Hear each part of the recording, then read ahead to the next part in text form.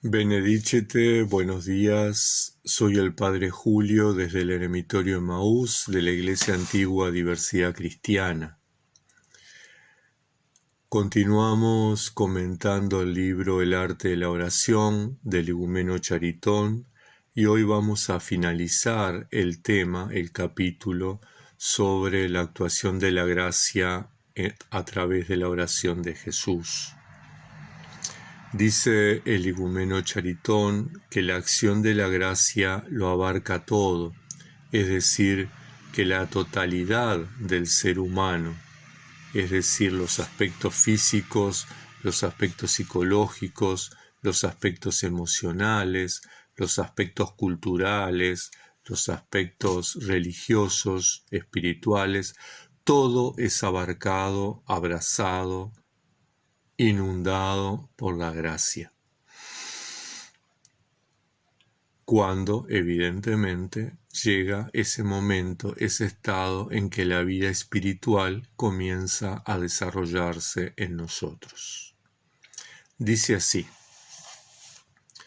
ante el nacimiento de la vida interior, ante la manifestación sensible de la acción de la gracia y de la unión con Dios, es frecuente que el hombre actúe todavía por su propia iniciativa, en tanto que sus fuerzas se lo permiten.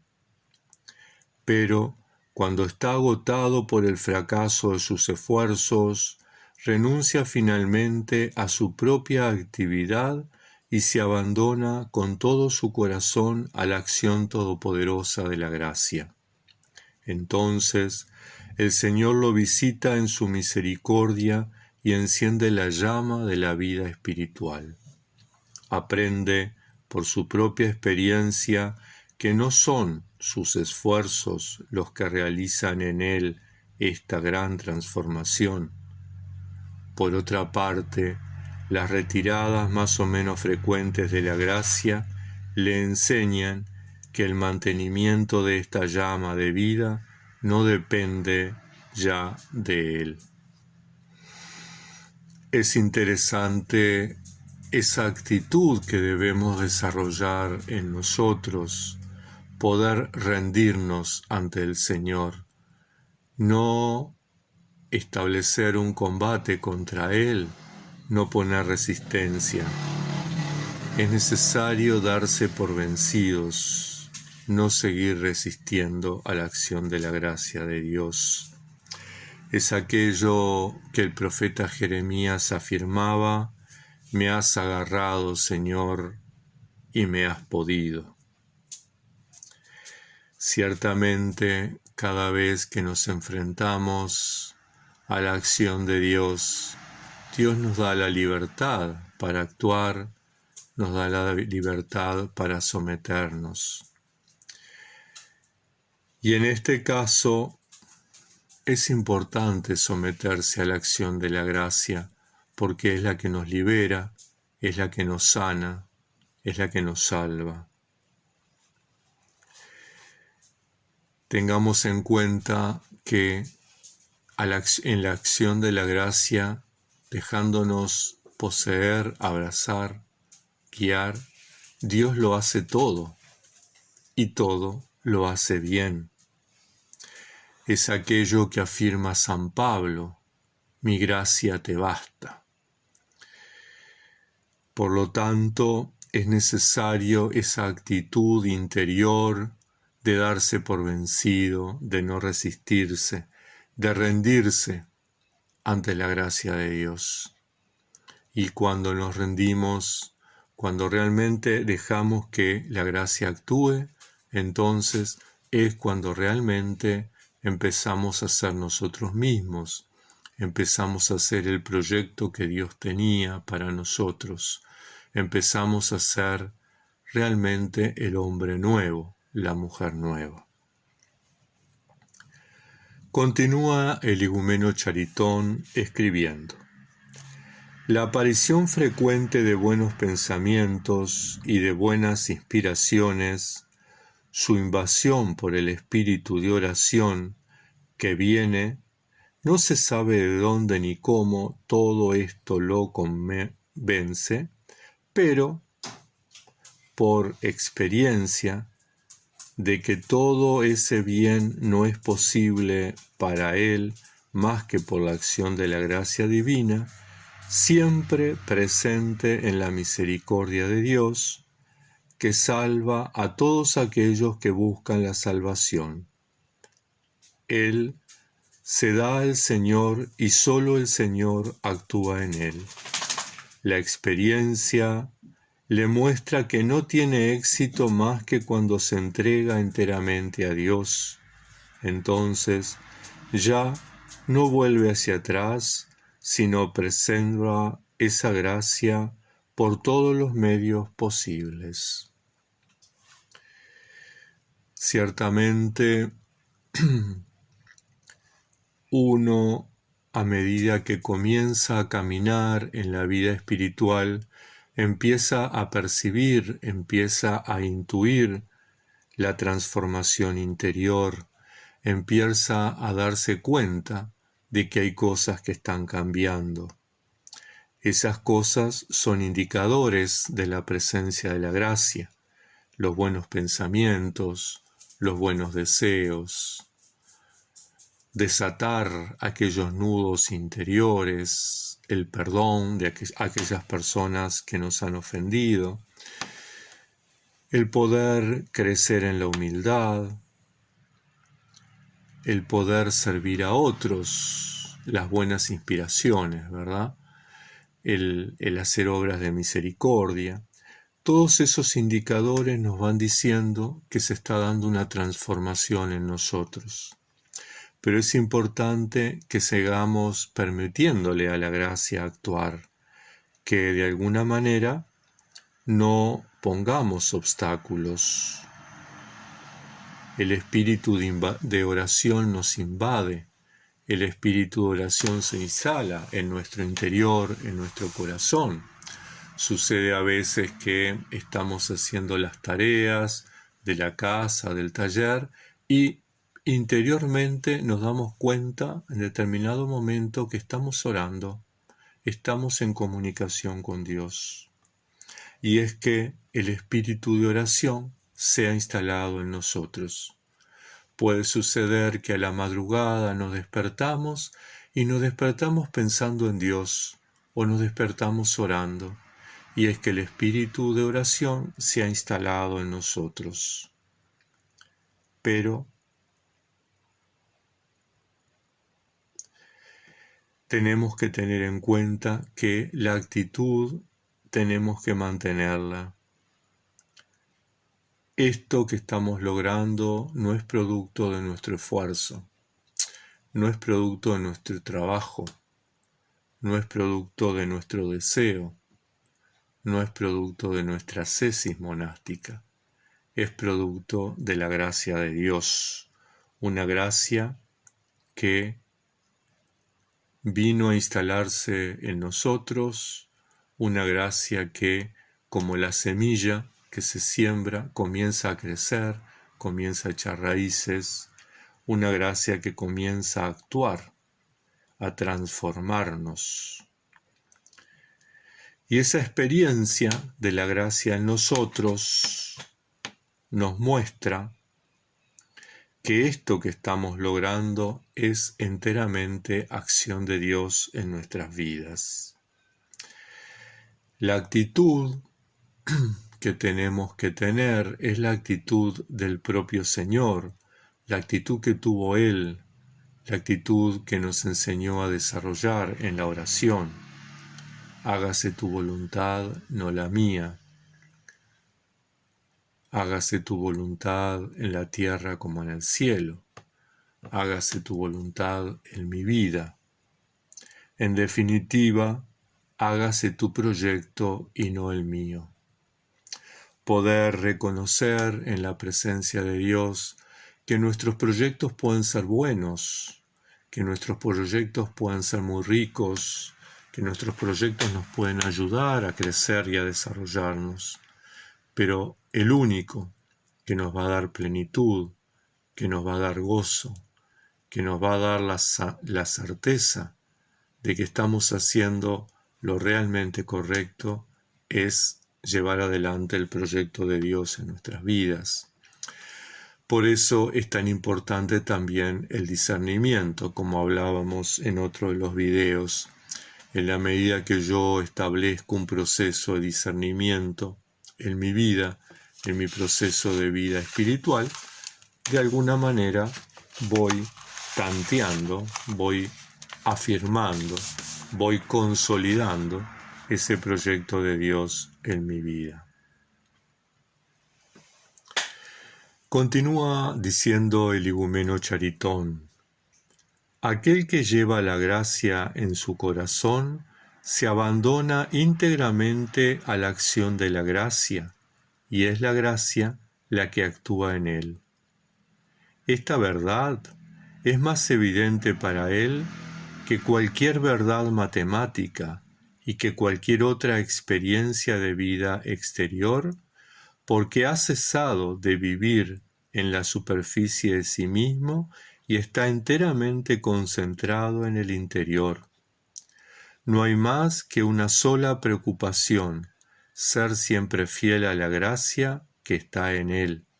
La infidelidad ofende a la gracia, hace que ella se aleje o reduzca su acción. El hombre testimonia su fidelidad a la gracia o al Señor, no permitiéndose nada, ya sea en pensamiento, sentimiento, acción o palabra, que sea contraria a la voluntad del Señor.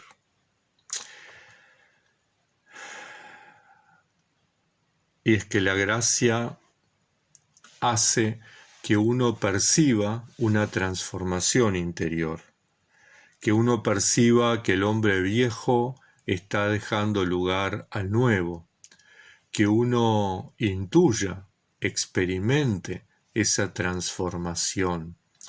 Uno va percibiendo que va transitando del mundo de la oscuridad al mundo de la luz. Uno percibe, experimenta que se están abriendo puertas, que se están abriendo caminos, que se está iluminando el camino, que se está transformando el camino.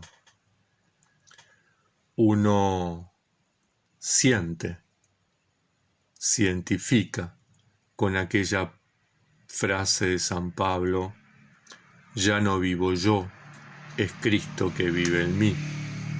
Y es que en la medida que dejamos que la gracia de Dios se instale en nuestro corazón, se instale en nuestras vidas, es Cristo quien se va consolidando, es con Cristo con quien nos vamos identificando, es Cristo el que va actuando en nosotros, aquello que los padres llamaban la cristificación, otros la deificación del ser humano, ¿verdad? Nos vamos transformando en ese hombre nuevo, en ese ser humano nuevo que se configura con Cristo. Y entonces en esa experiencia de la gracia en nosotros tenemos dos escenarios: la fidelidad versus la infidelidad. Y ahí es que nosotros tenemos que optar por ser fieles a la gracia, por ser fieles al Señor, o continuar en nuestros estilos de vida, en nuestros modelos, en aquellas cosas que nos proporciona el mundo, la sociedad, la cultura, que muchas veces están reñidos con la gracia de Dios, con el proyecto de Dios.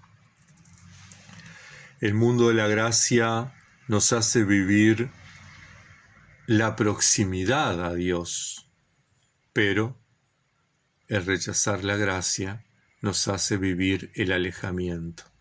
Entonces, otro nuevo escenario: proximidad versus alejamiento.